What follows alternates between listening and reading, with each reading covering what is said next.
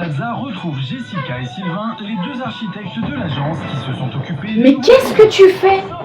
Tu me fais peur. C'est parce que c'est Stéphane Plaza, c'est pour trouver des idées. Non mais t'as vu l'heure? de Montreuil en région parisienne pour...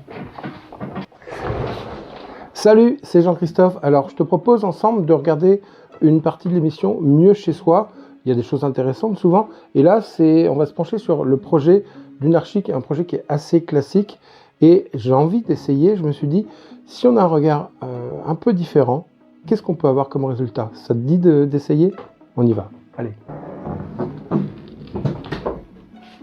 Alors cette fois-ci, c'est un projet pour Anne-Sophie et Cyril, qui ont une buanderie dans laquelle ils n'arrivent pas à se projeter, qui sert de pièce fourre-tout. Elle n'est pas claire, elle n'est pas... On a besoin d'aide. Chaque fois dans l'émission, il y a deux archis qui relèvent le défi et le client choisit le projet qu'il préfère à la fin. L'idée de cette pièce était d'en faire une pièce supplémentaire conviviale avec un bar pour recevoir des amis, pour écouter de la musique avec des disques vinyles. Et du coup, l'archi est parti sur un thème vintage. On est pas bien là? On est bien là. C'est lumineux, c'est quand même épuré, franchement, il n'y a pas à dire. Alors, par contre, la table basse, je trouve qu'elle est trop près de la porte. À mon avis, c'est pas très pratique pour rentrer dans la pièce. Il va falloir trouver une autre solution. L'idée, c'est vraiment de prendre en considération les caractéristiques du bien et de transformer ses défauts en atouts. Regarde. Donc, on a une pièce qui est toute en longueur. On a une pièce qui est très éclairée d'un côté et sombre de l'autre côté. On a une pièce qui est basse de plafond avec deux grosses poutres traversantes. Tout ça, c'est des éléments qu'on peut utiliser. Regarde, moi je vais... Alors, on passe sur SketchUp. Dans la partie du fond qui est un peu plus sombre et déjà très basse, je te propose de créer deux espaces. Un espace qui sera plutôt dans la lumière et un espace qui sera plutôt dans l'ombre, qui sera plus cosy. Ces poutres aussi, on va les utiliser. On va les habiller et on va même prolonger une poutre, tu verras, qui sera le départ d'un meuble et qui sera le support pour un luminaire. Et l'idée, puisque c'est une pièce qui va servir pour écouter de la musique, ce serait d'habiller ces poutres avec des partitions.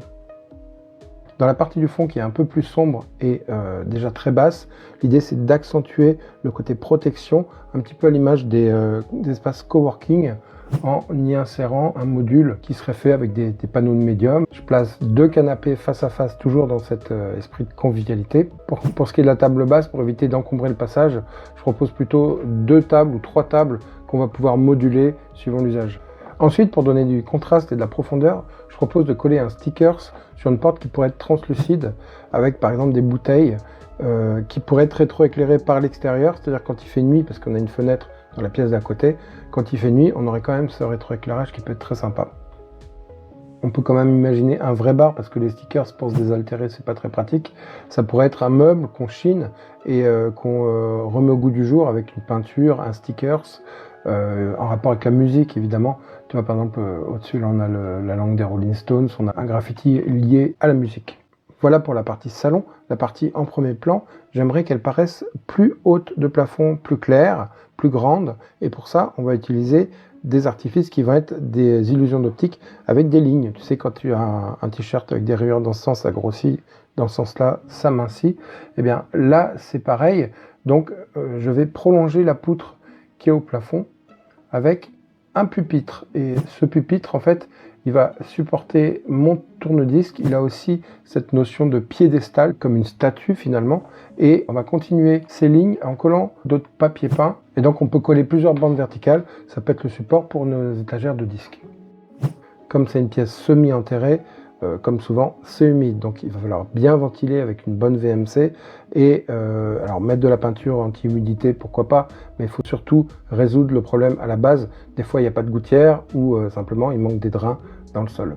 Donc j'utilise des matériaux qui sont imputrescibles, du carrelage qui imite le bois au sol, au fond ça peut être du carrelage qui imite la moquette, il y en a avec un grain qui est très intéressant.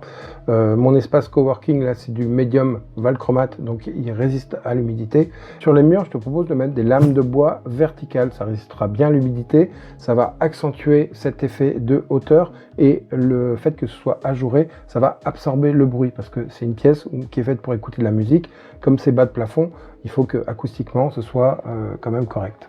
À Indepool, je te propose de fixer un fauteuil œuf qui va être très agréable parce qu'il est suspendu. Pour mettre en valeur le graffiti, le meuble bas, on peut poser une lampe à cet endroit-là, mais on peut aussi poser des appliques murales qui vont accentuer ce côté vertical sur chaque lait de papier peint musique. Et pour l'éclairage, évidemment, il n'y a pas de platine disque vinyle et de dancing sans boule à facettes.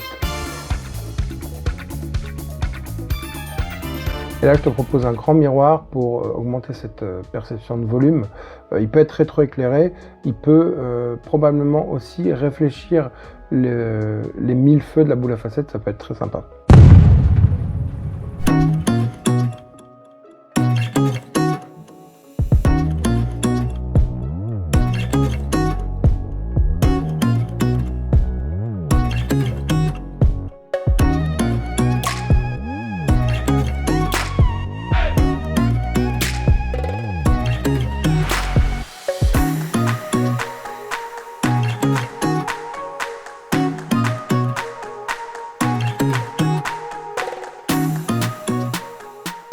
Voilà un petit peu une variante du projet. Dis-moi ce que tu en penses dans les commentaires.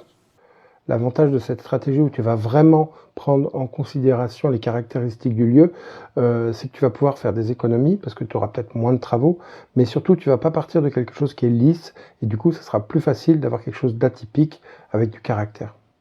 Ben voilà, j'espère que cette vidéo t'a plu. Si c'est le cas, n'hésite pas à la liker, à la partager et à t'abonner si ce n'est pas encore fait, c'est pas bien.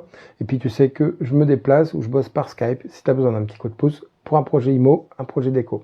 À bientôt, salut!